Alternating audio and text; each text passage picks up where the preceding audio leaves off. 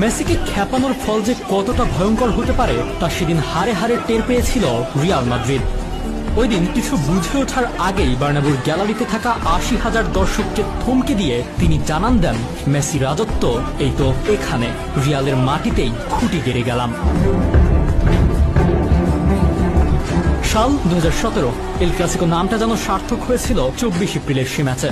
কি ছিল না তাতে? আক্রমণ, পাল্টা আক্রমণ, গোল, পাল্টা গোল। খেলোয়াড়দের মেজাজ হারানো নাটকীয়তা সবকিছু যেন পর্ষা সাজিয়ে বসেছিল রিয়ালের মাঠ সান্তিয়াগো বার্নাব্যুতে। ছিল লাল কার্ডও। ২-২ ড্রয়েই খেলা শেষ ভেবে টিভি রিমোট অনেকে হাতে নিয়েছে কি নেয়নি। সেই মুহূর্তে দৃশ্যপটে আবারও লিও মেসি, যিনি এর আগেও করেছেন এক গোল।